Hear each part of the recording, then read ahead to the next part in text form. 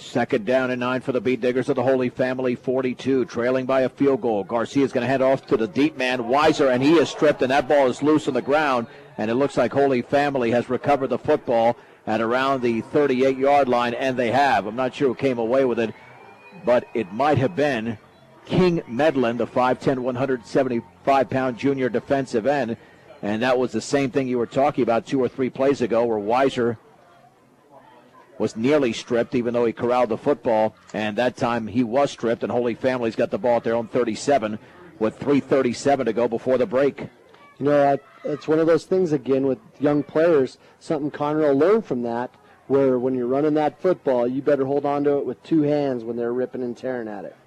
1st and 10, Holy Family. Can the Beat Diggers keep this at a 9-6 game going into the break? The backs are an eye. Joe Summers will hand it off to Duncan Yost, running across right tackle. He's got a solid gain across the 40 to the 42.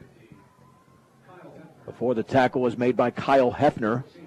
It'll be 2nd down and 5. Shea Hansen assisted on that play. You know, he ran right behind his 230-pound guard that time, and the kid was out there blocking Kyle Hefner, and Kyle Hefner's out there trying to hold his ground, all of about 170 pounds, and a little bit of a mismatch.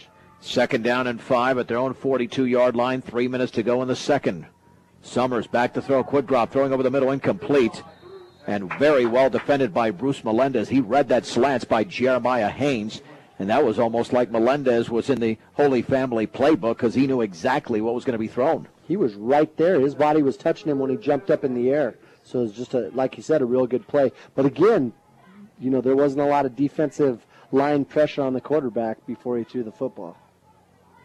It'll be 3rd down and around 5 for Holy Family. Make it 6 at around the 47 as they throw that football just a little bit back.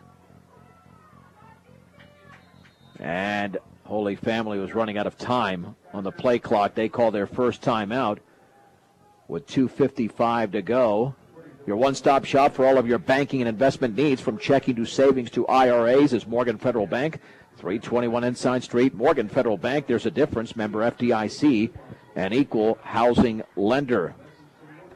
Oh, this final 2 minutes and 55 seconds of the opening half, I think, is still more important for the Beat Diggers than for Holy Family because they've got the experience. They're off to a 9-0 lead.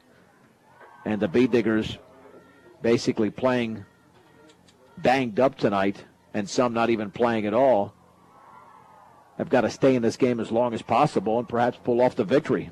You know, I just love to see that, just because time and time again around Brush you hear people saying we're playing Holy Family or we're playing Faith Christian, and everybody kind of rolls their eyes like there's no way we can win. So I'd love to see these young guys go out there and get the big win and prove us all wrong. 3rd down and 6 to go from the 42. Summers rolling to his right. He's got time. Stops, sets, throws on the run towards the sideline. Complete at the 42 of Brush. It's a 1st down and a gain of 15. It looked like the catch was Jeremiah Haynes as Kyle Hefner made the tackle. It's a good play, boy. It was over there on the right side. Now the ball's over there on the hash mark closer to the Holy Family sideline, and he just ran down the sideline over there and got open. But again, it's because there's just not a lot of pressure from our defensive line on the quarterback, and that's a lot of that's because that offensive line of Holy Family is just huge. It'll be 1st and 10 for Holy Family at the Beat Digger 41-yard line. Back to throw. Summers coming with pressure. Wants to throw underneath. And they sack it. The ball is loose on the ground. And it's thrown on by Ethan Brost. That is, Beat Diggers have the football at the 42. There is a flag down. But more than likely, with that ball in the backfield or that flag in the backfield, it's going to be against Holy Family. Let's check the call now as the fumble was recovered by Kyle Hefner, And it is against Holy Family. You bet. You know, Holy Family tried to run a screen that time. It wasn't a screen to the right or the left. It was a middle screen. And none of the Diggers on that defensive line, I think they've been trying so hard to rush the quarterback, none of them really recognized it. And the quarterback dropped back like he was going to, right when he was going to throw the ball, and the ball slipped out of his hands, and Hefner jumped on it. So a good play again by that Beat Digger defense as they bent a little bit but didn't break and come up with a big turnover. Well, they were setting up for a screen, Dave, but I didn't see anybody there, and I guess with all that pressure, neither did Summers. And Hefner fell on that football.